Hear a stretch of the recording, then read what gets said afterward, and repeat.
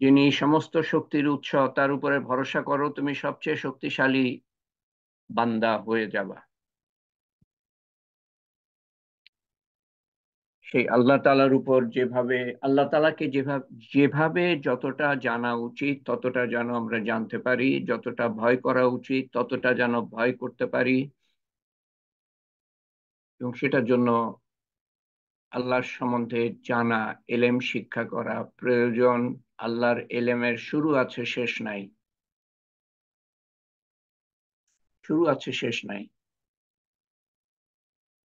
আল্লাহকে জানা, আল্লাহর হুকুম জানা, আল্লাহকে ভয় করা যতটা ভয় করা উচিত, এবং হুকুম মানা যেভাবে মানা উচিত, এবং পুরোপুরি ইসলামে দাখিল হওয়া যেভাবে দাখিল হওয়া শিখিয়েছেন রসুল্লাহ সাল্লাহ আলি সাল্লাম। আপনার আমার খেয়াল খুশি মতো হবে না, খেয়াল খুশি মতো করতে যাব, কিছু মানবো কিছু মানবো না, তো ফাঁকের মধ্যে পড়ে যাবেন, বিপদের মধ্যে পড়ে যাবেন, বা আমি পড়ে যাব। সময় আসবে যখন কিছু করার থাকবে না, যা সুযোগ এখন।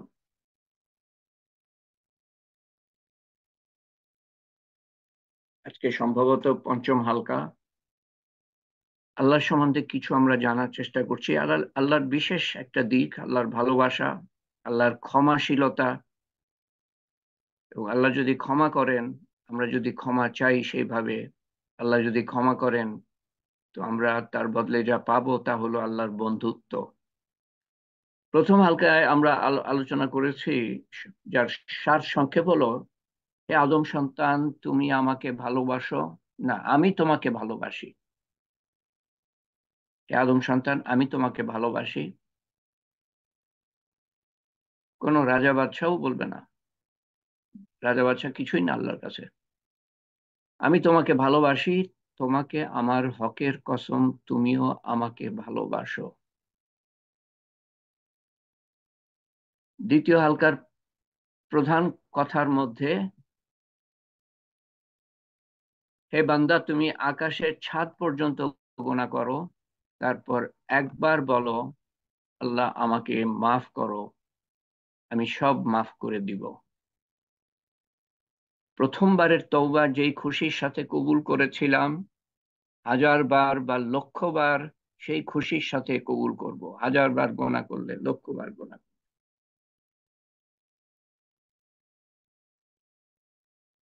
বোঝা, অনুতাপ আসা, মাফ চাওয়া, আর করব না এটা বলা। কারণ আমাদের নেকি বা গোনার কারণে আল্লাহ তাআলার উপর কোনো আসর পড়ে না। তৃতীয় হালকার কিছু মোদ্দা কথা, আল্লাহ তাআলার ৯৯টা নাম, যার মধ্যে একটা নাম শাস্তিদাতা হিসাবে, মুনতাকিম, আল মুনতাকিম। তারপর আর কিছু কথা ছিল, যেমন কে আছো আমাদের দুঃখ দরদে রহমত করতে পারে, কে আছে আমাদের দুঃখ দরদে রহমত করতে পারে আল্লাহ ছাড়া, কে আছে আমাদের অন্তরের দুঃখের কথা শুনতে পারে আল্লাহ ছাড়া, কে আছে আমাদের ইচ্ছা আকাঙ্ক্ষা পুরা করতে পারে আল্লাহ ছাড়া। কেবল আল্লাহই আছেন, নাই কোনো শক্তি আল্লাহ ছাড়া। লা ইলাহা ইল্লাল্লাহ।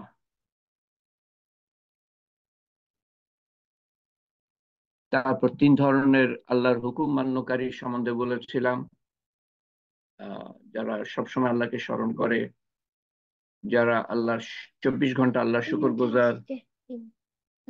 ওকে, থ্যাংক ইউ। 24 ঘন্টা আল্লাহর জিকির, আল্লাহর জিকির করে, এবং যারা সবসময় আল্লাহর শুকর গুজার। তিন ধরনের পরে আসি আমরা, যারা কিছু আল্লাহর শোনে, কিছু নিজের শোনে, কোনো সময় আল্লাহর কথা শোনে, কখনো ছেড়ে দেয়। তাদের জন্য খবর এই, তারা হতাশ না হয়। চতুর্থ হালকা ছিল মুসা আলাইহিস সালামের সময় একবার বৃষ্টি হচ্ছিল না, সেই ঘটনা। এবং তারপরে আমরা এই ঘটনা বলার পরে পরের দিন আমরা আলোচনা করি কি শিক্ষা তার থেকে আমরা পাই।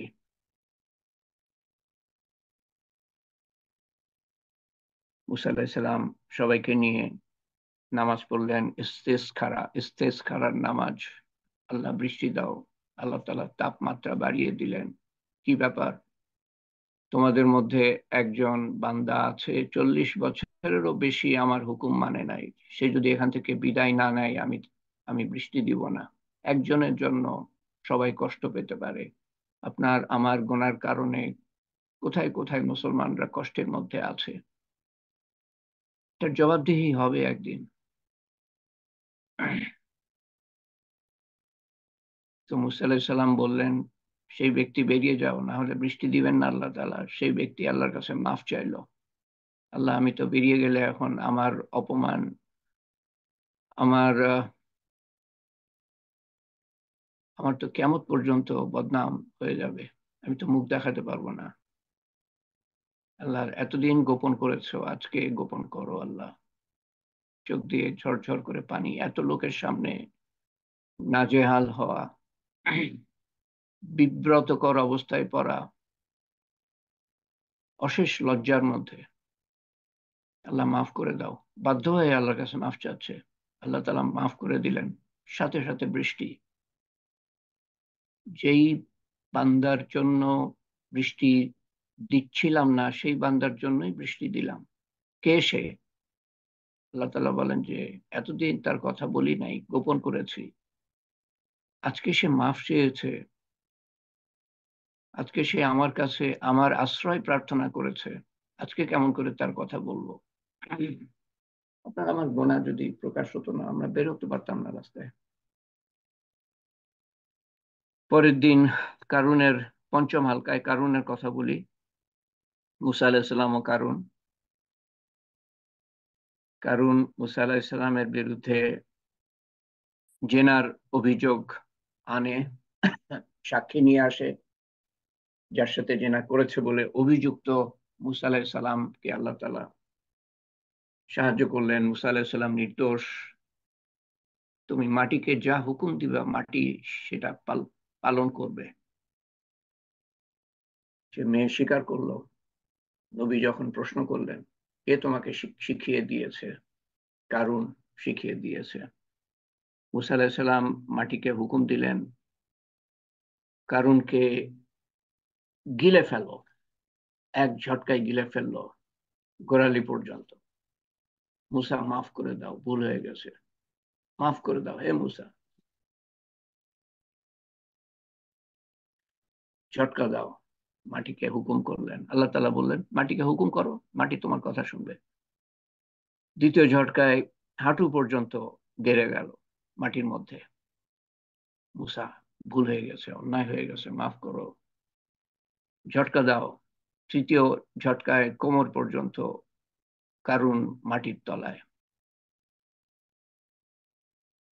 আরো আকুতি মিনতি, কান্নাকাটি, মুসা মাফ করে দাও।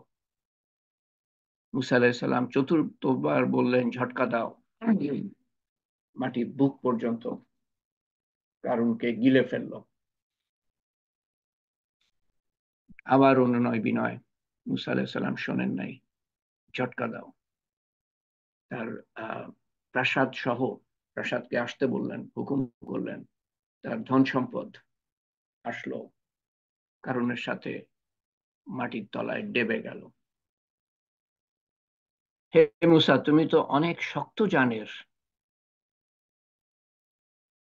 তুমি তো অনেক শক্ত জানের। আমাকে যদি একবার বলতো, আল্লাহ বলছেন, আমাকে যদি একবার বলতো আল্লাহ মাফ করে দাও, আমি মাটিকে হুকুম দিতাম তাকে উগলে ফেলতে, বের করে দিতে। একবার যদি বলতো। চিন্তা করেন কোন রব আমরা পেয়েছি, তাকে চিনলাম না, জানলাম না, মানলাম না, যার ফলে চেনার জন্য এলেম শিক্ষা করি নাই, চেনা জানা তার হুকুম সম্বন্ধে এলেম শিক্ষা করি নাই, তো মানার প্রশ্নই আসে না।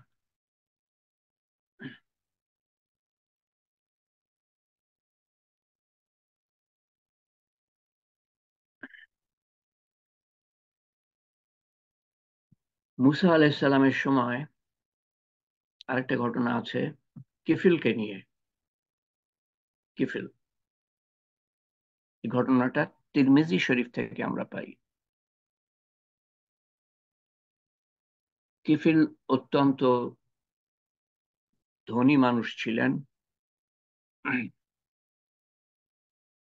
এবং প্রত্যেক রাত্রিতে একটা করে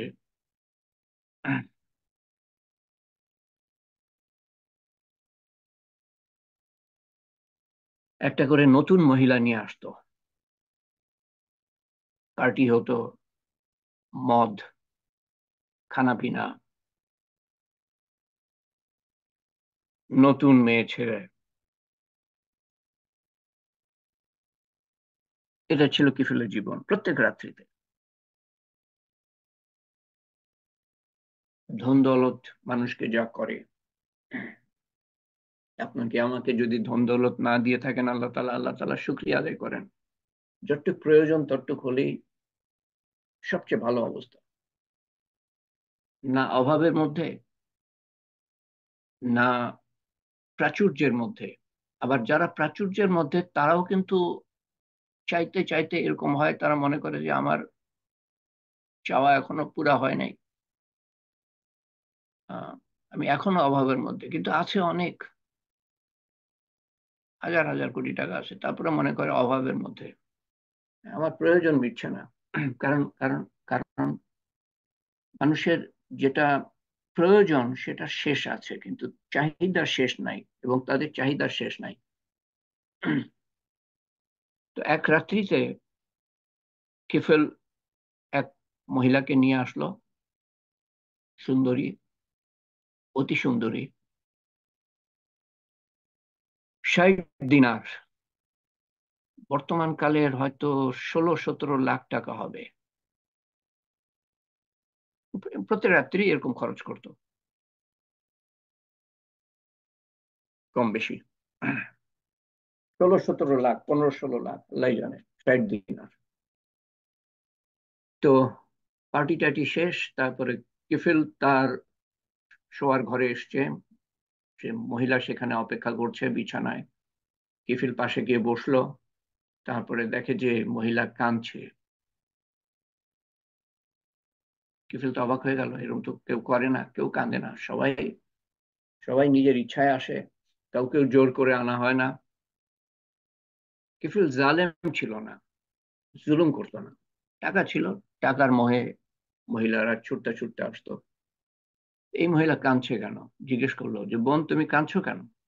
তোমাকে তো আমি জোর করে আনি নাই, তোমার উপরে তো কোনো জোরাজুরি করা হয় নাই, তুমি কাঁদছো কেন?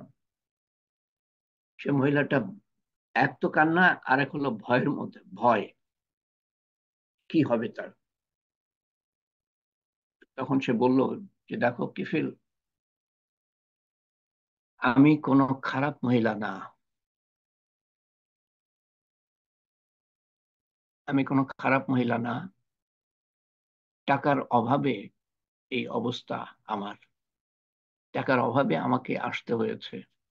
আমাকে কোনো পুরুষ আজ পর্যন্ত ছয় নাই, ছয় নাই, ছয় নাই, ছোঁয়া, ছোঁয়া, ছয় নাই, কোনো পুরুষ ছয় নাই। কিফিল শুনে অবাক হয়ে গেল এবং তার কান্নায় তার মনের মধ্যে একটা ধাক্কা লাগলো। অভাবের তাড়নায় সে মেয়েদের ইজ্জত, এই মেয়েটার কমপক্ষে ইজ্জত নষ্ট করছে, বা আগের মহিলাদেরও হয়তো করে থাকতে পারে, সে তো আর জানে না। আল্লাহ তাআলা তার মনের মধ্যে একটা ধাক্কা লাগিয়ে দিলেন। এবং দেখেন, এইসব ঘটনা ঘটে, অনেক ঘটে, যা আমরা জানি না। তার একটা বড় কারণ হলো যে ধনীরা জাকাত আদায় করে না। বনি ইসরায়েলের সময় 10% জাকাত ছিল, 100 টাকা থাকলে 10 টাকা দিতে হবে। আমাদের সময় মাত্র 2.5 টাকা, 100 টাকায় 2.5 টাকা, কিছুই না। কিন্তু যার হাজার হাজার কোটি টাকা আছে, সেই 2.5%, 2.5 ভাগ অনেক হয়ে যায় কিন্তু। তখন তারা জাকাত দিতে চায় না, কিছু দিয়ে দেয়, দিয়ে নাম ধাম কামাই হয়, পেপারে ফটো টটো আসে, তারপরে বাকি 2.5%-এর কাছাকাছিও যায় না, বাকি তারা ভোগ করতে থাকে এবং তাদের অভাবের শেষ হয় না, শেষ নাই। এবং এটা আল্লাহ তাআলা, আল্লাহ নবীর হাদিসেও আছে, তোমার অভাব আমি শেষ করব না যদি আল্লাহর হুকুম না মানো, অভাব থেকেই যাবে।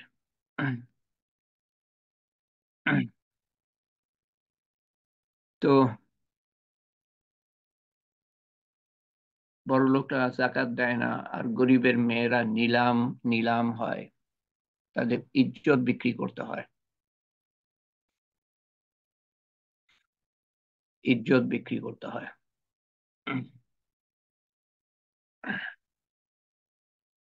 তো কিফিলের মনে ধাক্কা লাগলো।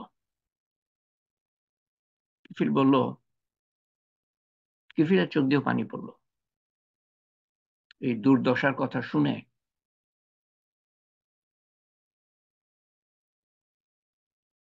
সেই মেয়েটার ভয় দেখে কিফিলের মধ্যেও ভয় আসলো।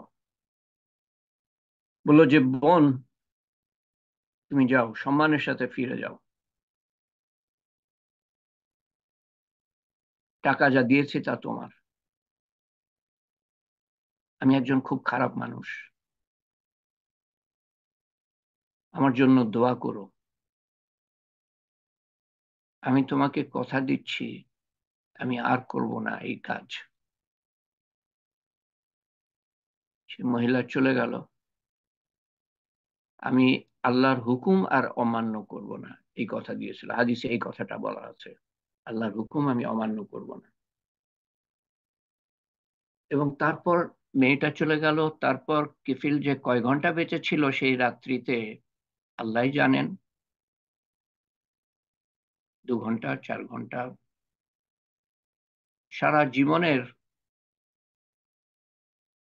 পাপাচার, মদ খাওয়া, পার্টি করা, ফুর্তি করা, অপচয়, টাকার অপচয়, আর মেয়েদের ইজ্জত হানি করা,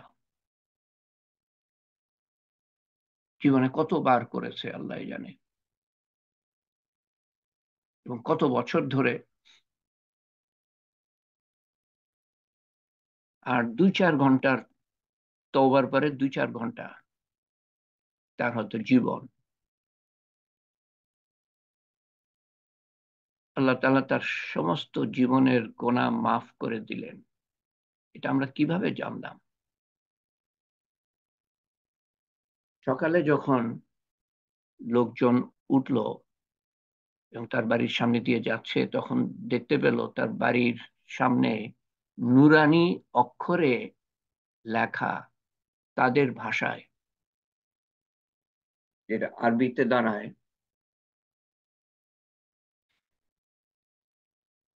ইন্নাল্লাহা কাদ গফার গফার লিল কিফল, ইন্নাল্লাহা কাদ গফার লিল কিফল।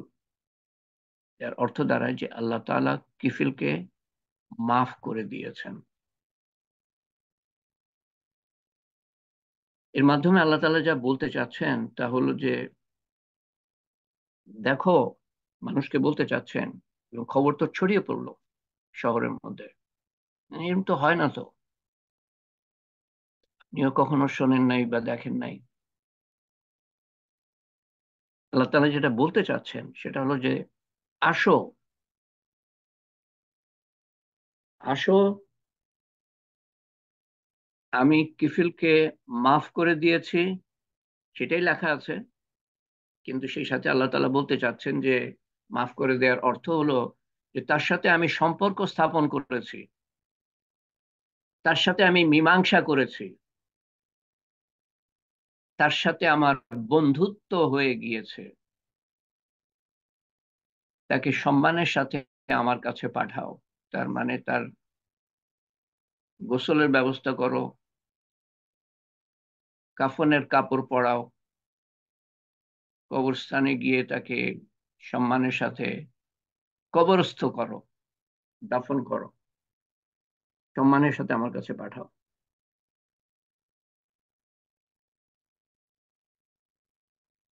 কি অদ্ভুত আল্লাহ তাআলার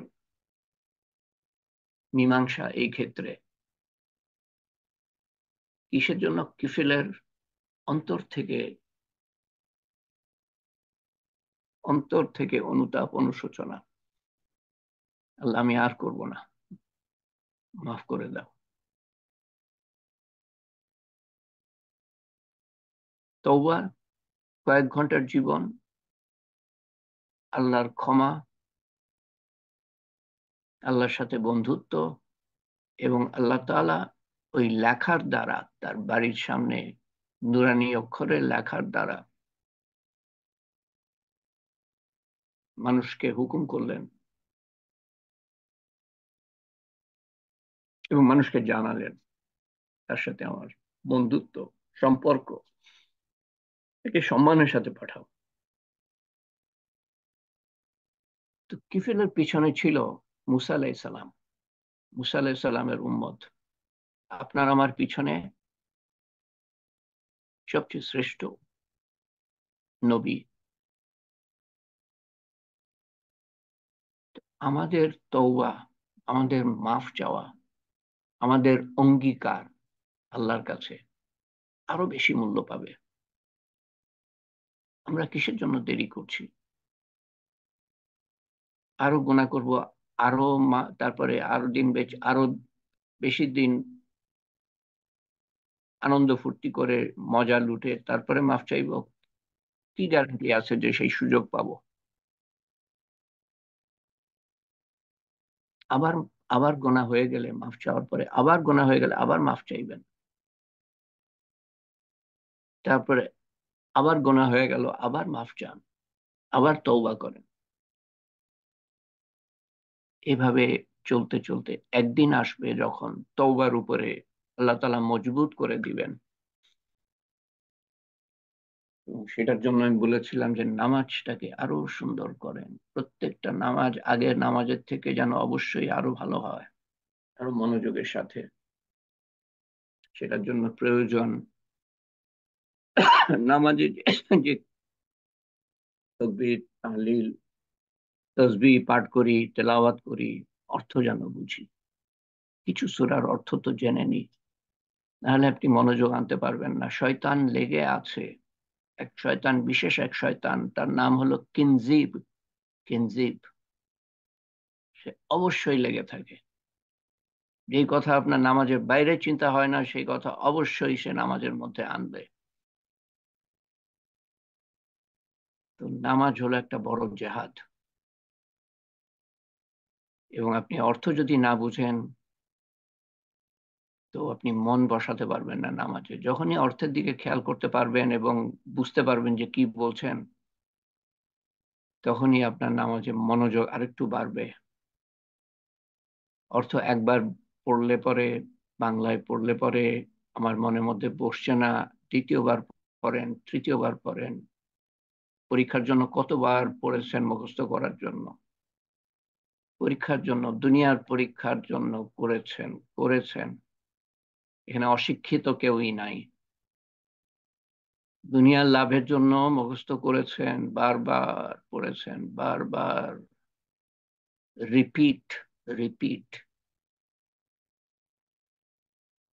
আল্লাহর ওয়াস্তে পড়তে থাকেন যতক্ষণ পর্যন্ত মনের মধ্যে না বসে। এই নামাজটা সুন্দর না করতে পারলে আপনি আল্লাহর নৈকট্য পাবেন না, গুনাহ থেকে দূরে থাকতে পারবেন না, তাই নৈকট্য পাবেন না। বেহায়াপনার থেকে দূরে থাকতে পারবেন না, তাই নৈকট্য পাবেন না। আল্লাহ তাআলা বলছেন নিশ্চয়ই নামাজ মানুষকে বেহায়াপনা এবং গুনাহ থেকে দূরে রাখে। সেটাই আমি বললাম। আপনি বেহায়াপনা করেন সেটা আমি বলছি না, নামাজ কি করতে পারে সেটা বললাম।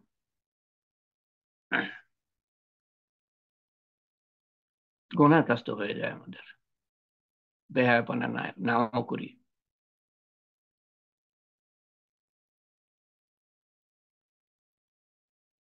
তো আমাদের পিছনে আছে রাসূলুল্লাহ সাল্লাল্লাহু আলাইহি ওয়াসাল্লাম, এবং আমাদেরকে সর্বশ্রেষ্ঠ উম্মত হিসাবে আখ্যায়িত করা হয়েছে। আমাদের প্রতি আল্লাহর মুআমেলা, কি বলে, আল্লাহর ব্যবহার তো অন্যরকম হবে। কিফিল যদি মাফ পেয়ে থাকে, আপনি আমি কেন মাফ পাবো না? আরেকটা ঘটনা বলি, আজকে আরেকটা, বেশি আর বলা যাবে না। এটাও মুসা আলাহিসাল্লামের সময়। বৃষ্টি হচ্ছে না মুসা আলাহিসাল্লামের সময়। কিফিলের ঘটনা মুসা আলাহিসাল্লামের সময়। এবং এই 3 নম্বর ঘটনায় ব্যক্তির নামটা আমি পাই নাই, এও মুসলমান মুসা আলাহিসাল্লামের সময়। তো ব্যক্তি ছিল আহ আল্লাহর নাফরমান, শুধু আল্লাহর হুকুম মানতো তাই না, ইবাদত বন্দেগী করতো না, শুধু তাই না, মানুষকেও কষ্ট দিত। জেনা, মদ, মানুষকে কষ্ট দেয়া। তো তাকে সমাজ থেকে বের করে দেয়া হলো। সে যখন শুধরাবে না, তো তখন সমাজ থেকে বের করে দেয়া হলো। সে জঙ্গলে গেল, কিছু খাবার দাবার নিয়ে জঙ্গলে গেল। অল্প দিনের মধ্যে খাবার শেষ। এরপরে হয়তো জঙ্গলি ফল ফুল এগুলা খেয়ে, ফল বিশেষ করে এগুলা খেয়ে জঙ্গলি খাবার কিছুদিন কাটালো। তারপরে তাও আর হজম হয় না, কোথাও খাবার নাই, সমাজেও যেতে পারছে না, তার তার জায়গা নাই। এইভাবে আস্তে আস্তে দুর্বল হয়ে গেল। এক সময় সে বুঝতে পারলো যে তার সময় শেষ, খাবার দাবার নাই, দুর্বল হয়ে গিয়েছে, সময় শেষ। তখন সে অসহায় অবস্থায়, দেখেন আল্লাহর কাছে মাফ চাচ্ছে, সেই যে যার কারণে বৃষ্টি হচ্ছিল না সেও অসহায় অবস্থায় কোনো উপায় না পেয়ে মাফ চেয়েছে। আর কিফিলও, কিফিলের মধ্যে কি বলবো, সে তার মধ্যে অসহায়তা আসে নাই, তার টাকা পয়সা ধন দৌলত সবই ছিল। আল্লাহর তরফ থেকে একটা ধাক্কা আসে তার মনের মধ্যে। আর এখানে অসহায় অবস্থা, বামে তাকায় ডানে তাকায়, সামনে পিছনে, কোনো সাহায্য নাই, কোনো খাবার নাই, মৃত্যু অনিবার্য। তখন সে উপরের দিকে তাকালো, মানে আল্লাহর দিকে তাকালো, নিয়ে বলল যে হে পাক জাত, পাক জাত, জাত বলি আমরা বাংলায়,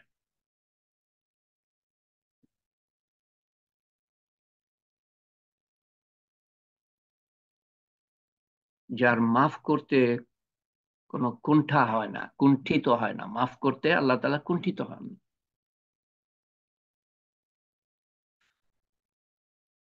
গোনা করলে যার কোনো ক্ষতি হয় না,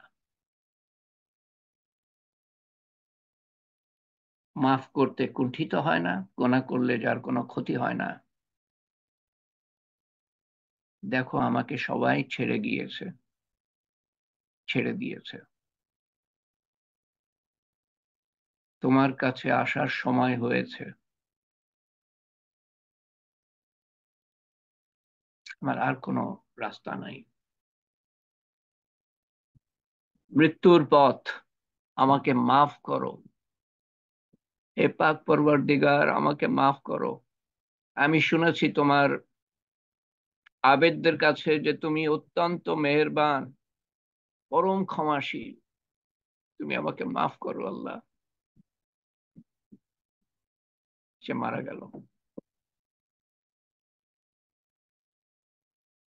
তো আল্লাহ তাআলার মেহেরবানি কিরকম দেখেন, সে মারা গেল, এইদিকে সেই সময়ের যে নবী মুসা আলাইহিস সালামকে আল্লাহ তাআলা খবর পাঠালেন মুসা আলাইহিস সালামের কাছে, হে মুসা, দেখেন কি বলছেন আল্লাহ তাআলা, হে মুসা, আমার এক বন্ধু, শুনতে পাবে না, হে মুসা, আমার এক বন্ধু জঙ্গলে মারা গিয়েছে, আমার এক বন্ধু, বন্ধু, আল্লাহ তাআলা কি বলছেন, আমার এক বান্দা বলছেন না, আমার এক বন্ধু জঙ্গলে মারা গিয়েছে, যাও এবং তার জানাজার ব্যবস্থা করো এবং ঘোষণা করো যে যে কেউ তার জানাজায় অংশগ্রহণ করবে আমি তাকে মাফ করে দিব, একটু আমি তাকে মাফ করে দিব। 15 minutes। আমি তাকে মাফ করে দিব। যে তার জানাজায় অংশগ্রহণ করবে আমি তাকে মাফ করে দিব।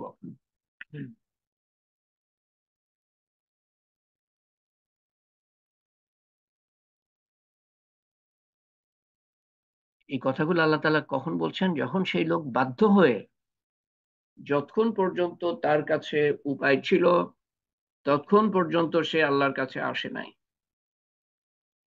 কখন আসলো? যখন তার মৃত্যুর সময় সে বুঝতে পারছে যে আমার মৃত্যুর সময় ঘনিয়ে আসছে, আর তো খাবার দাবার নাই, আর তো পাপ করার মতো ক্ষমতা নাই। তখন তার সেই অবস্থায় আল্লাহ তাআলা মাফ করছেন এবং ঘোষণা করছেন। কাকে খবর দিচ্ছেন আল্লাহ তাআলা, কাকে হুকুম করছেন? সেই সময়ের নবী মুসা আলাইহিস সালামের মতো মানুষ কে আল্লাহ তাআলা, মুসা আলাইহিস সালামের মতো নবীকে আল্লাহ তাআলা হুকুম করছেন, যাও তার জানাজার ব্যবস্থা করো এবং তার জানাজায় যে অংশগ্রহণ করবে আমি তাকে মাফ করে দিব।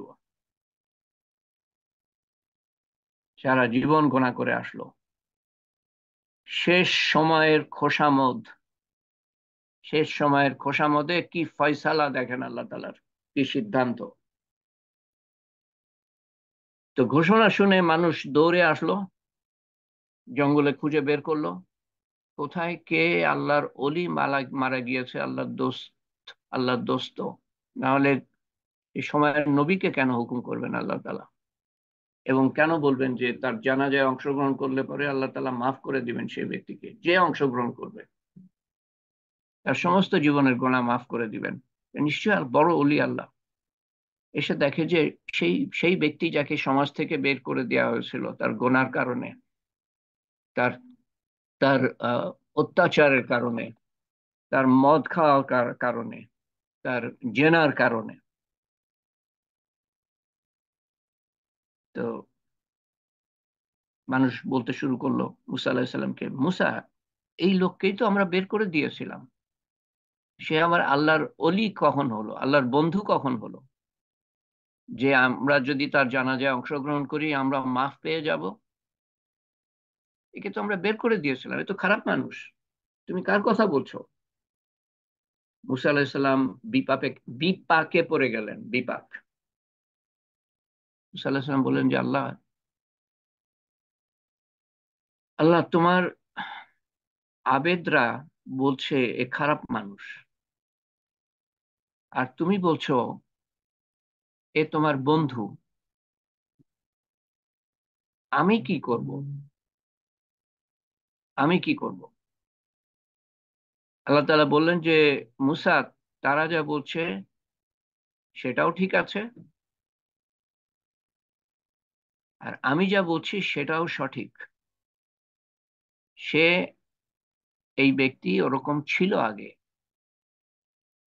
কিন্তু মৃত্যুর আগে সে বামে তাকালো, ডানে তাকালো, সামনে তাকালো, পিছনে তাকালো, সাহায্যের জন্য কোনো সাহায্য পেল না। তারপর আমার দিকে তাকালো, আমার কাছে মাফ চাইলো। আমার ইজ্জত, আমার শান আমাকে অনুমতি দেয় না যে কেউ বিতাড়িত অবস্থায়, অসহায় অবস্থায় আমার কাছে সাহায্য চাইবে আর আমি সাহায্য করব না। আমার শান আমাকে সেই অনুমতি দেয় না। অসহায় অবস্থায় আমার সাহায্য চাইবে আর আমি সাহায্য করব না। এই কথাগুলো আপনার আমার জন্য খাটে। সেই অসহায়তা আমরা প্রকাশ করতে পারি না, সেভাবে মাফ চাইতে পারি না যেভাবে মাফ চাওয়া উচিত, বা হয়তো চেয়েছি এবং নিশ্চয়ই পেয়েছি। শিক্ষণীয় ব্যাপার হলো আল্লাহ তাআলা কত মেহেরবান, অসীম, তার দয়ার কোনো সীমা নাই।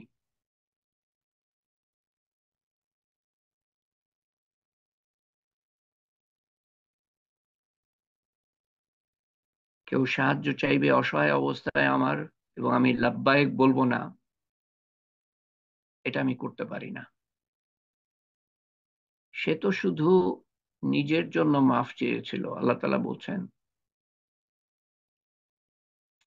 সে তো শুধু নিজের জন্য মাফ চেয়েছিল। সে যদি সমস্ত মানুষের জন্য মাফ চাইতো, তো আমি তার তোফায়েলে সবাইকে মাফ করে দিতাম।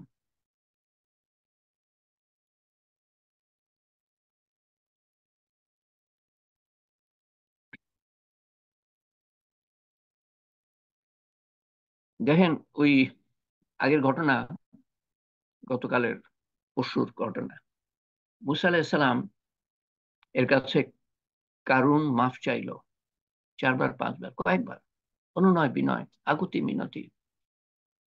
মুসা আলাইহিসসালাম মাফ করতে পারেন নাই।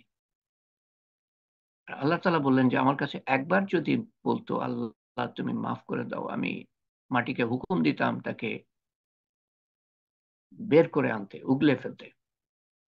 আমি চিন্তা করছিলাম এই কথাটা গত তালিমের পরে, এবং ভাবছিলাম আপনাদের জিজ্ঞেস করবো যে যে এই তফাৎ কেন? মুসা আলাইহিসসালাম, আল্লাহ। এক তো হলো যে মুসা আলাইহিসসালামের দয়া আছে, উনি নবী, কিন্তু নবীর দয়াও সীমিত। আল্লাহ তাআলা, আল্লাহ তাআলারও দয়া আছে কিন্তু অসীম। এই এক। দ্বিতীয়ত হলো যে সে অন্যায় করেছে, কারণ বড় অন্যায়, জেনার অভিযোগ।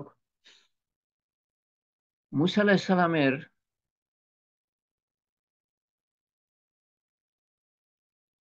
মুসা আলাইহিসসালাম দুঃখিত এই জন্য, এবং সেই দুঃখ উনি দূর করতে পারছেন না, তাই মাফ করতে পারেন নাই।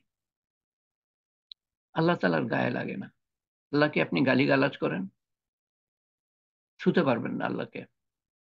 কত মানুষ গালিগালাজ করছে, অস্বীকার করছে, আল্লাহর কিচ্ছু যায় আসে না তাতে। এই দ্বিতীয় কারণ যে মুসা আলাহিসাল্লাম পারেন নাই, আল্লাহ তাআলা পারেন যে কোনো অবস্থায় মাফ করতে। আপনি গুনাহ করলেও আল্লাহর কোনো ক্ষতি হবে না, আপনি মাফ আহ, নেকি করলেও আল্লাহ তাআলার কোনো লাভ হবে না। এই কথার আগেও বলেছি, আবার বুঝাচ্ছি। আর 3 নম্বর কথা হলো যে আল্লাহকে প্রশ্ন করার কেউ নাই। আল্লাহ যখন এই সেই যেই ব্যক্তির জন্য সবাই কষ্ট পাচ্ছে, বৃষ্টি হচ্ছে না, তাকে মাফ করলে কেউ প্রশ্ন করার নাই। কিফিলকে মাফ করলে কেউ প্রশ্ন করার নাই। কারুনকে মাফ করলে কেউ প্রশ্ন করার নাই। ফেরাউনকে যদি মাফ করতেন তো কেউ প্রশ্ন করার নাই। এই ব্যক্তি জঙ্গলে যে মারা গেল, তাকে মাফ করলে কেউ প্রশ্ন করার নাই।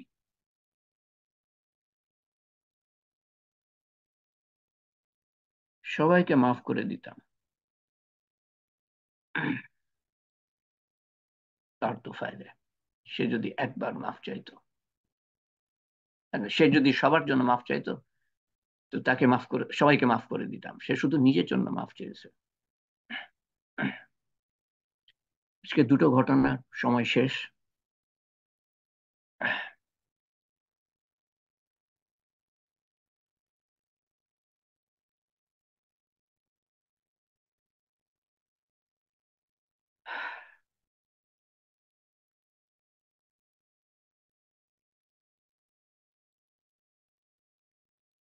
আপনাদের ওখানে জুম্মা শেষ, আমার এখানে জুম্মার নামাজ হয় নাই এখনো। তার মানে জুম্মার দিনের সময়টা আছে এখনো।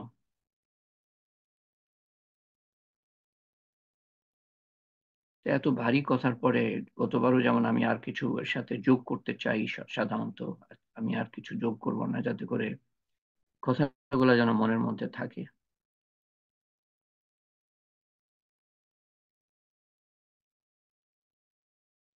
তো সময় থাকতে আমরা আল্লাহর সাথে শুধরে নিই আমাদের সম্পর্ক কিভাবে হওয়া উচিত, এবং সেটা তখনই হবে যখন আল্লাহকে জানতে পারবো, চিনতে পারবো। তার হুকুম জানতে পারবো এবং তাকে মানতে পারবো নবীর সুন্নত মতো।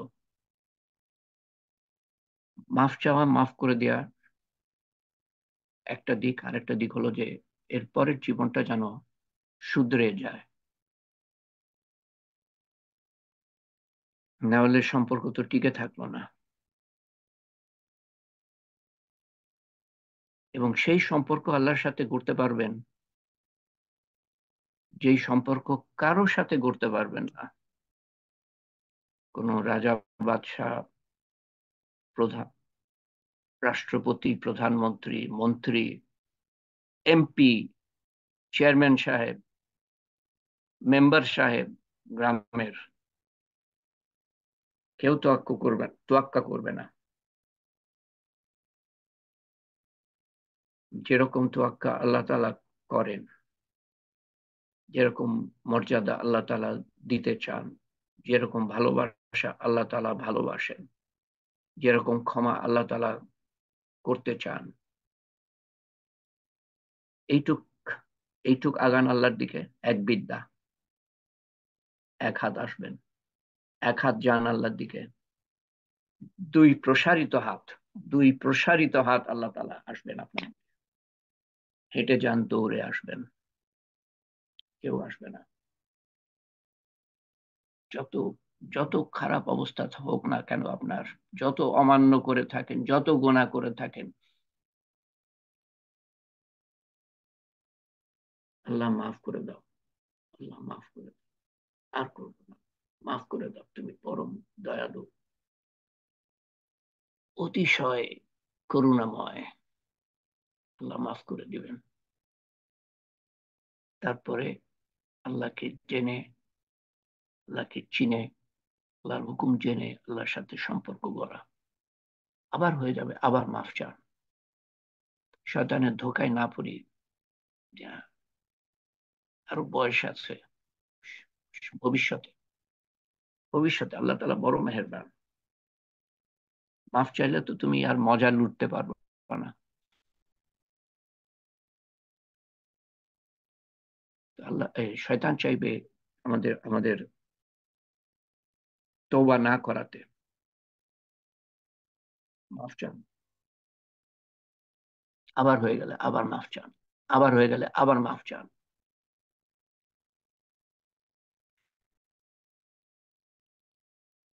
এক সময় আসবে যখন মজবুত হতে পারবেন আপনার কথার উপরে। সংক্ষেপে চেষ্টা করি, সংক্ষেপে তো সম্ভব না। আহ, আশা করি একটু ধৈর্য ধারণ করবেন। একটা মেসেজ আছে দেখি।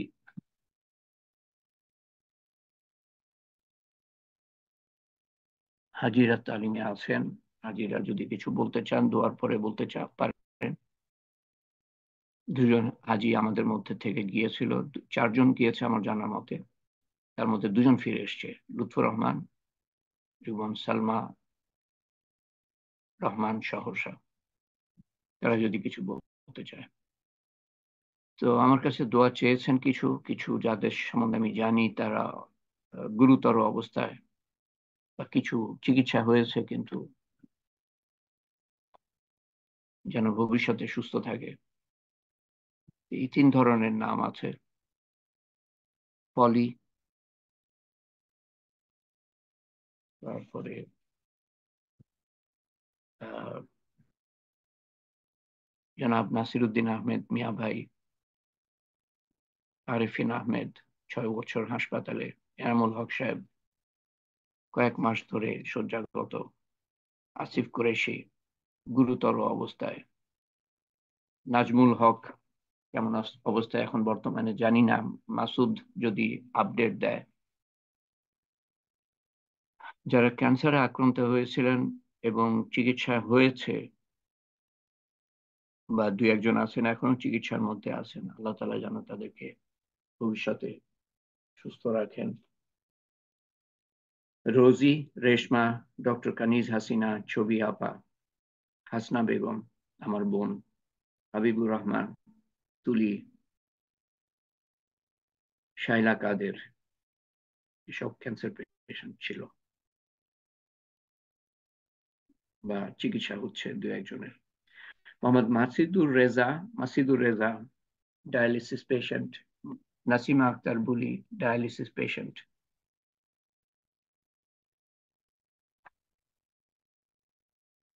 সালমা খাতুন মিনু, আল্লাহ তাআলা আরো সুস্থ করেন। জিনাত জিতুর সার্জারি সার্জারি ছাড়া যেন আল্লাহ তাআলা সুস্থ করে দেন। শহীদা বেগমের চিকিৎসা যেন সফল হয়ে থাকে। ভারতে গিয়ে চিকিৎসা করে এসছে, আবার যাওয়ার কথা এখনো যায় নাই। আল্লাহ তাআলা যেন সুস্থ রাখেন। বেগম মোসাদ্দেকের নাতি জাহিন কে আল্লাহ তাআলা, যার মেরুদণ্ডতে বড় সমস্যা, আল্লাহ তাআলা যেন সুস্থ করে দেন। নেমুর রহমান সাহেবের মাতা শাহাদাত হোসেন কে আল্লাহ তাআলা সুস্থ রাখেন। এক আপা অসুস্থ, ওনাকে আল্লাহ তাআলা সুস্থ করে দেন। ঈশিতা অন্তঃসত্ত্বা, কিন্তু কমপ্লিকেশন, সিরিয়াস কমপ্লিকেশন, আল্লাহ তাআলা সুস্থ রাখেন, সহজ করে দেন। শাহনাজের মেজ বোনের মেয়ের হাজবেন্ড মোহাম্মদ নজরুল ইসলামের হার্ট অ্যাটাক, রাজশাহী মেডিকেল কলেজে। শাহনাজের বোনও ইন্তেকাল করেছেন এবং দুলাভাইও ইন্তেকাল করেছেন। এবং আমাদের মধ্যে আছেন স্বপ্নার আত্মীয়, রাজশাহী মেডিকেল কলেজে তার খুবই কঠিন সার্জারি হয়েছে গতকাল। আমি জানি না আজকে কি অবস্থায় আছে, কঠিন পেশেন্ট। বিস্তারিত বলতে পারবো না, সময়ও লাগবে। আল্লাহ তাআলা যেন অবশ্যই আল্লাহ তাআলা যেন সুস্থ করে দেন। এবং যারা ইন্তেকাল করেছেন গত 4.5 বছরে, তাদেরকে আল্লাহ তাআলা জান্নাতুল ফেরদৌস দেন। এবং আমাদের আপনজন, প্রিয়জন, নিকটজন যারা ইন্তেকাল করেছেন তার আগে বা এর মধ্যে, আমি হয়তো নাম নিচ্ছি না, তাদের সবাইকে আল্লাহ তাআলা তাদের কবরকে জান্নাতুল ফেরদৌসের বাগান বানিয়ে দেন এবং জান্নাতুল ফেরদৌস নসিব করেন। জনাব খন্দকার ইউনুস আলী, বেগম আমরান শাহী আক্তার, জনাব শাহজাহান, জনাব সৈয়দ আশরাফুল হক, বেগম নূর নাহার, জনাব তরিকুল ইসলাম, বেগম ইয়াসমিন সাগরী, কাজী আশফাকুল ইসলাম আলী অলিন্দ, জনাব মোহাম্মদ মাহবুবুর রহমান, জনাব রূপচাঁদ শেখ, আনওয়ারুল ইসলাম, বেগম আনোয়ারা বেগম, বেগম আসমা খাতুন, শেখ ওয়াসিউজ্জামান, আসিফ, জনাব আব্দুল আজিম, জনাব কাজী মোহাম্মদ শরীফ, বেগম নার্গিস পারভিন, মাহমুদুর রহমান অনি,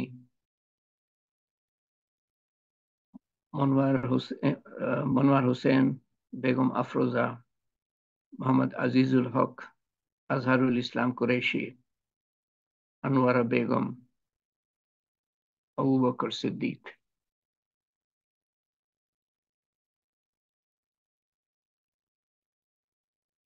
আবার বলছি, নাম বলা না বলাতে কিছু যায় আসে না। এটা যারা চান নাম বলা হোক, তাদের তাদের কারণেই বলছি। না হলে আপনার অন্তরে, আমার অন্তরে যারা আছেন, তাদের সবার জন্য দোয়া করা হবে। এবং নাম না নেওয়া হলেও আল্লাহ তাআলা জানবেন, আল্লাহ তাআলা জানেন কার জন্য আমরা দোয়া চাচ্ছি। আল্লাহুম্মা আমিন। আল্লাহুম্মা সাল্লি আলা সাইয়্যিদিনা মুহাম্মদ জাযাল্লাহু আন্না মুহাম্মাদান সাল্লাল্লাহু আলাইহি ওয়াসাল্লাম মা হুয়া আহলুহু।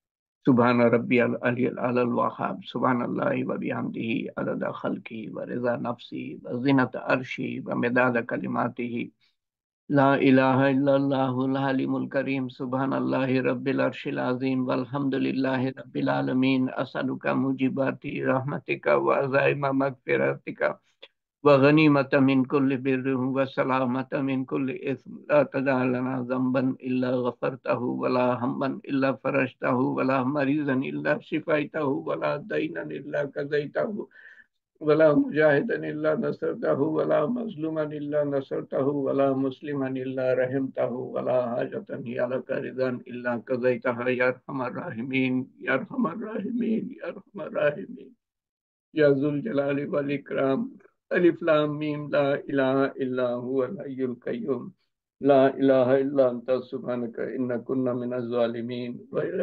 وإلهكم إله واحد لا إله إلا هو الرحمن الرحيم يا فاطر السماوات والأرض أنت ولي في الدنيا والآخرة يا حي يا قيوم برحمتك نستغيث يا ذو الجلال والإكرام يا مالك الملك হে পাক পরবর্তীগার, তুমি তুমি ছাড়া আমাদের কোনো গতি নাই আল্লাহ। আমরা যে গুনাহ করেছি সারা জীবন আল্লাহ, গুনার পাহাড়ের উপরে আমরা দাঁড়িয়ে আল্লাহ, তুমি কিন্তু তোমার দয়া অসীম। আমাদের গুনাহ সীমিত যতই হোক আল্লাহ, তা সীমিত, কিন্তু তোমার দয়া, তোমার ক্ষমাশীলতা, তুমি গফুরুর রহিম, অসীম গফুরুর রহিম আল্লাহ।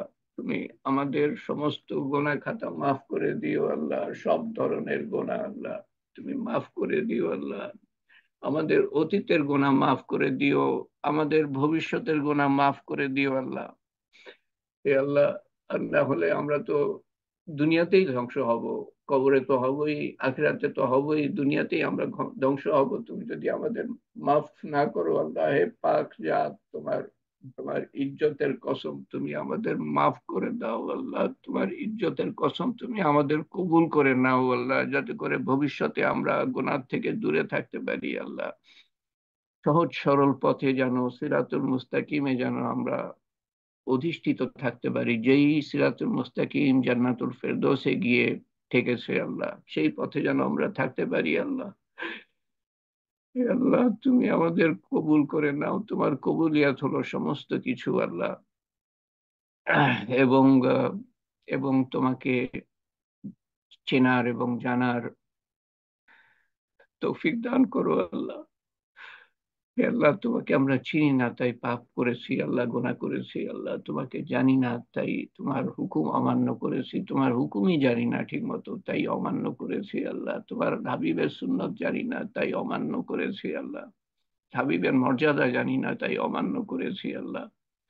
হে আল্লাহ, তুমি তোমার তোমার প্রতি যে দায়িত্ব তা তা জানার এবং পালন করার তৌফিক দান করো, এবং তোমার বান্দাদের প্রতি যে দায়িত্ব তা জানার এবং পালন করার তৌফিক দান করো। যাদের প্রতি দায়িত্ব পালন করি নাই, যাদের প্রতি অন্যায় করেছি, এ পর্যন্ত কত ধরনের অন্যায় করেছি আল্লাহ, আঘাত হেনেছি আল্লাহ, নির্যাতন করেছি, তুমি সবাইকে আমাদের আমাদের তরফ থেকে খুশি করে দিও, যাতে করে তারা সহজেই আমাদেরকে মাফ করে দেয় কিয়ামতের মাঠে আল্লাহ।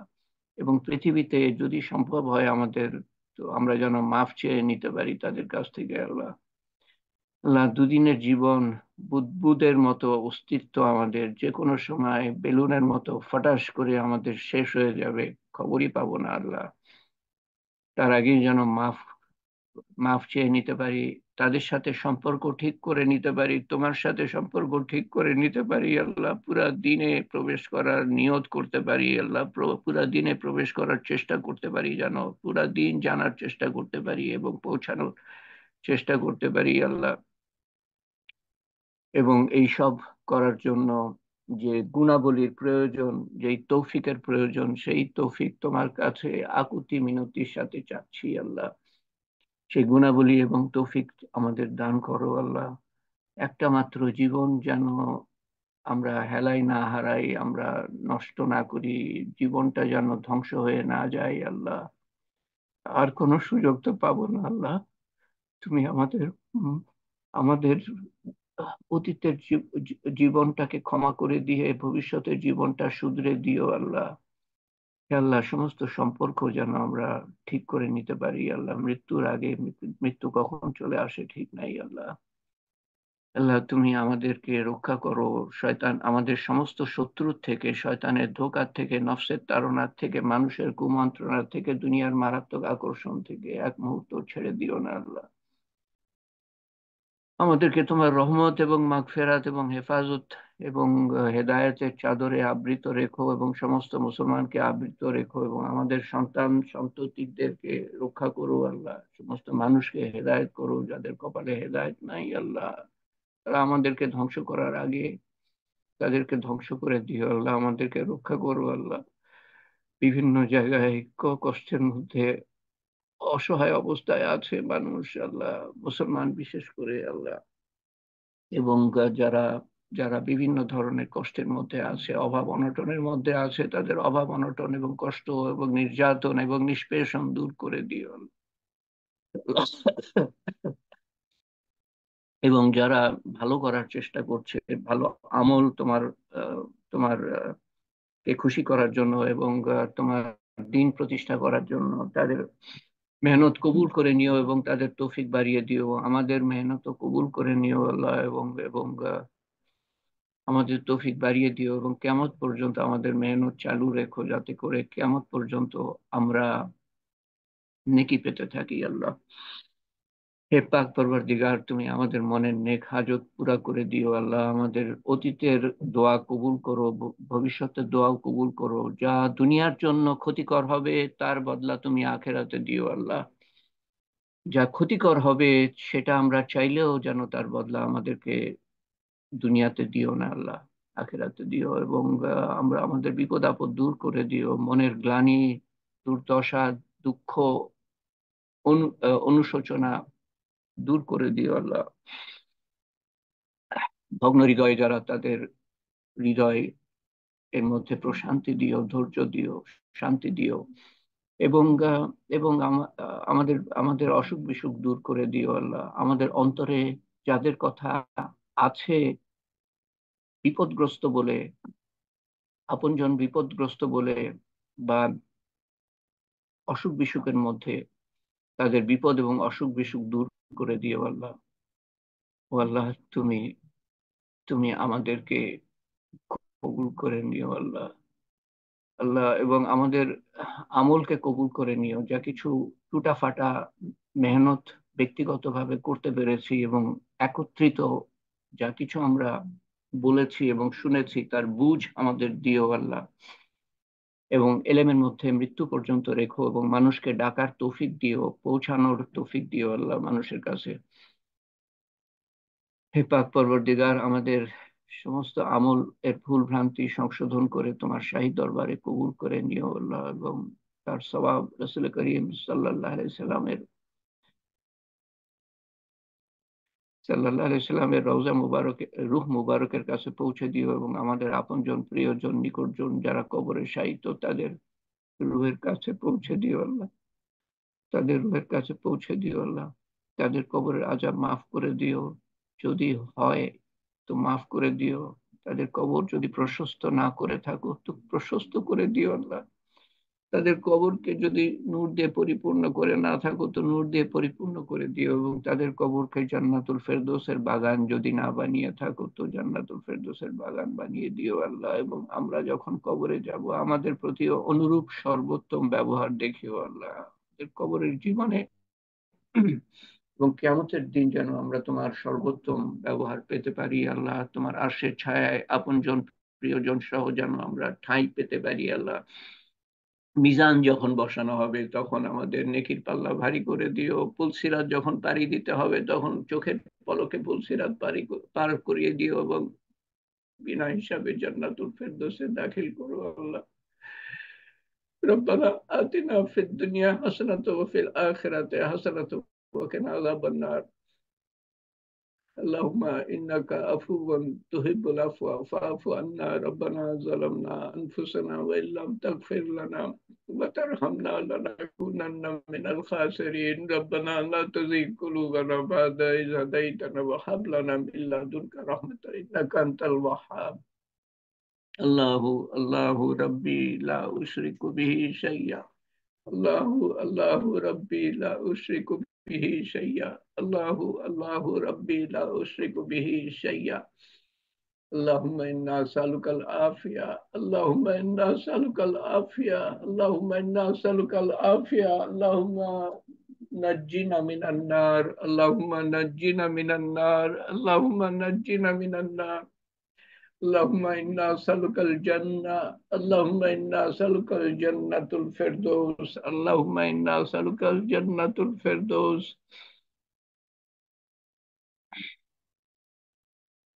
अल्लाहुम्मा इग़फिर ली व लिवालिदिना व जमीअल मुमिनीन वल मुमिनात वल मुस्लिमीन वल मुस्लिमात अल अहयाइ मिनहुम वल अमवात इन्नका मुजिबुद दावत बिरहमतिका या अरहमर राहिमीन।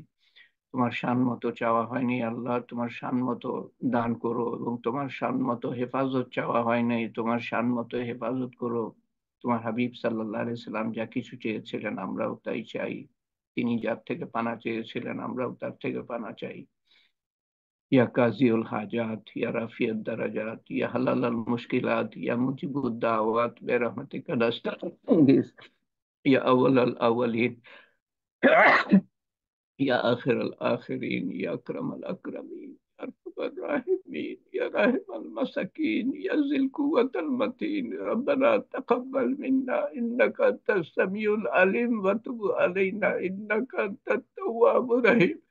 सुब्हान रब्बिका रब्बिल इज्जति अम्मा यसिफून व सलामुन अलल मुरसलीन अल्हम्दुलिल्लाहि रब्बिल आलमीन। वहद्दिल्ला इलाहा इल्लल्लाहु मुहम्मदुर रासूलुल्लाह साल्लाल्लाहु अलैहि वसल्लम। आमीन या रब्बिल आलमीन। ইনশাআল্লাহ আমরা সামনের সোমবারে মিলিত হব।